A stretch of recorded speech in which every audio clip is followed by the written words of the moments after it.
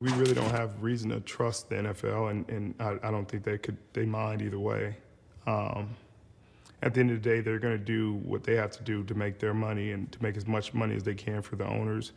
And our union is going to do what they can to protect the interests of the players and the rights of the players and help them make as much money as possible. And that's the way it's always going to be. They're a bottom line business. If you can increase their bottom line, then they'll love you. They'll do everything they can to put you out more, to market you, to make sure the fans buy your jersey, to put your jersey out, because it makes them more money. If you're not making them money, then at the end of the day, they're going to find somebody else.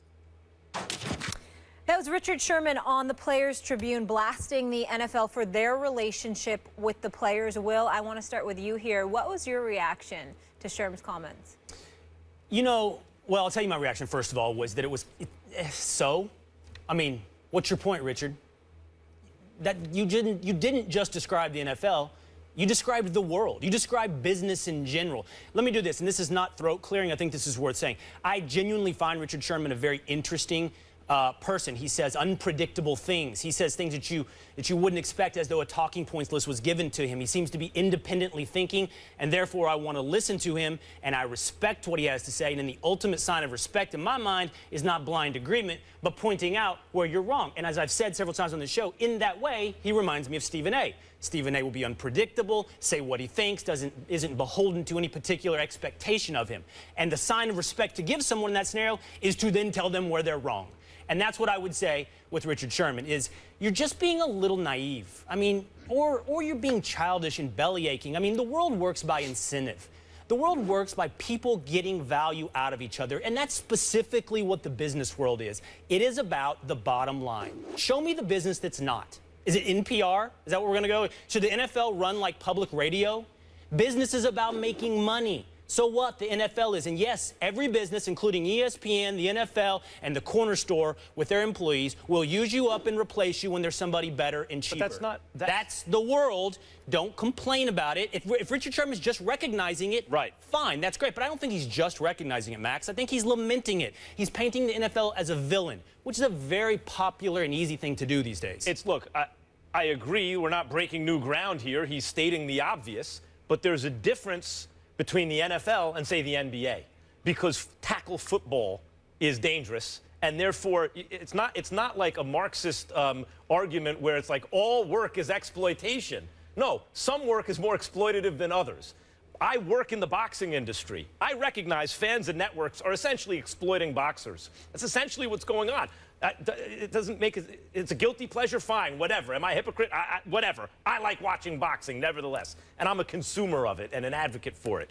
But I recognize that it is exploiting fighters. Same thing in football. It exploits labor differently than basketball, for example, because it's dangerous. Just like coal mining exploits labor differently than bartending. You know, it's more exploitative because it's dangerous. And so if someone who works in a dangerous industry in which labor will always necessarily be exploited differently because of the risks it poses to their health, then another industry points that out, particularly in an industry where you have, like, the NFL cares and you see a heart beating on the screen. What does that have to do with football? But the NFL on some level has recognized that, boy, we better get out in the community and show how good we are because we are exploiting these players. I think it is different than simply saying, hey, this is the nature of business.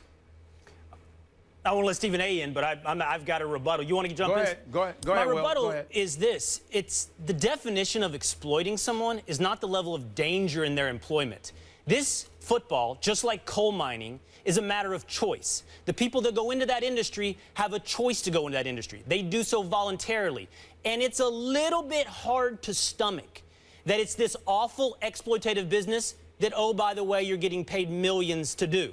It's a little hard to compare the NFL to coal mining in that way. I would say... I'm making the analogy between the NFL and NBA. coal mining to bartending. I'm not saying the NFL And is I'm coal telling you, mining. the definition of exploitive isn't that it's dangerous. It's rather whether or not you're forced or fraudulently guided into something. And I don't think these players are. I think they're choosing to go into the NFL. I think everybody in the world wants a villain. Life is easier with villains. It gives you definition and meaning to point out bad guys. But the guy that has created a game for you that creates millions of dollars of potential employment might not just Talk be to your villain. Talk to NFL players. If any of them could play in the NBA, or the vast majority of young athletes or athletes who thought they may have a choice would choose the NBA over the NFL. You have longer careers, you get paid more, you have guaranteed contracts, and it's not as dangerous. TV you play stars, in the NFL because you can. TV stars would choose to be movie stars. That's no point of exploitation that they're not. Well, because you're denying the level of physical danger and whether or not that plays into an equation of exploitation, which I think it does.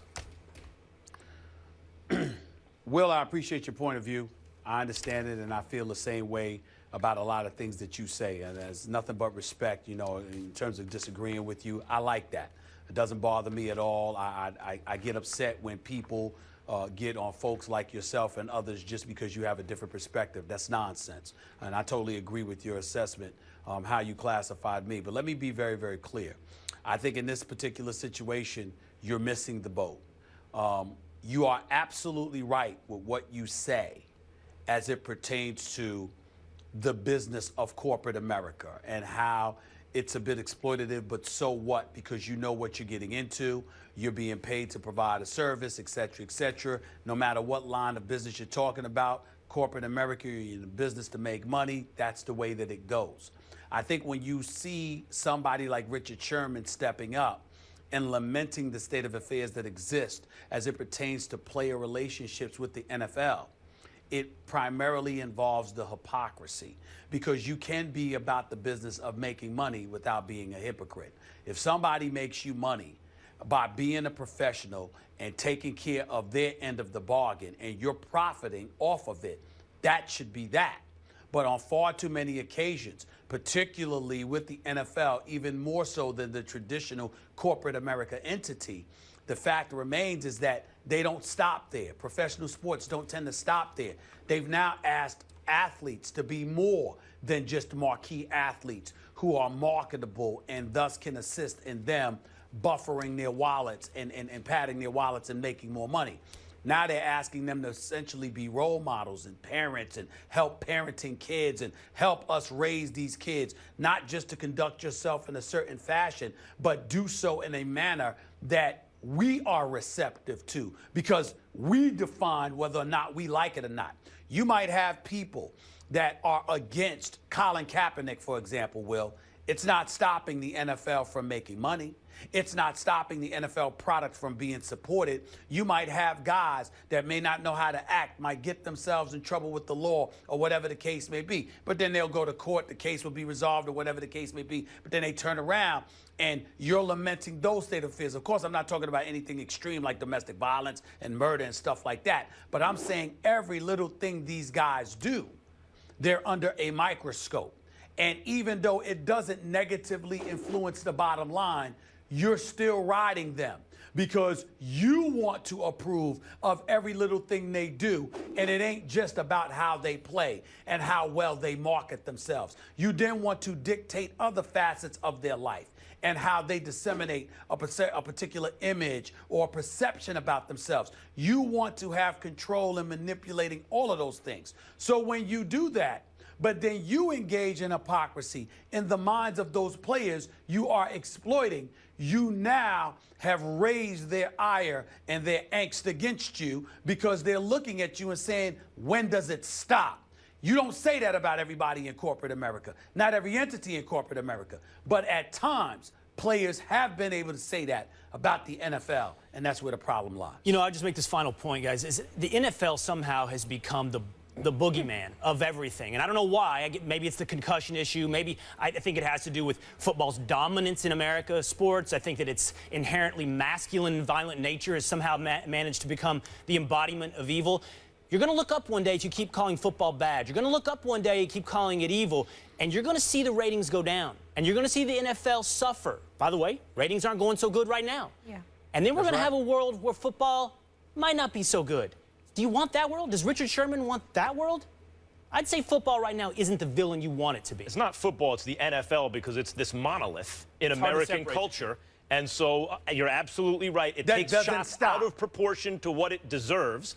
And yet here, Richard Sherman, by your own admission to begin with, is simply describing a real relationship between owners and players. Listen, we do have to go to break. Obviously, you're all cerebral men, so is Richard Sherman, and that was a really intelligent conversation. Listening to all you guys had strong takes on it, and I know it's probably just the beginning of more conversations on this subject and in the ratings, for that matter, as well, how they're affected. You brought up a good point there as well. Will, thank you so much Always for fun. being with us. First Take is brought to you by Geico. 15 minutes could save you 15% or more on car insurance. And Nissan, innovation that excites. You know, you guys saw that. We lost to just about every element of that matchup. They outcoached us. They outplayed us. They were better fundamentally, tackling and so forth. He's pumping. He is floating it, and it's complete to Huff at the 50, the 45. He's on his feet at the 30, the 20. Cuts back at the 10, the 5. He is in. Darren Sproles. We got our ass kicked. I'll simply say it like that. We got work to do, obviously, as we come here with one agenda, and that's to play winning football, and obviously we didn't do that today. The Steelers are coming off a bad loss to the Eagles in Philly last Sunday, but their offense getting a big boost this weekend. Le'Veon Bell returns from his 3-game suspension. Stephen A., what do you expect from the Steelers with Bell returning?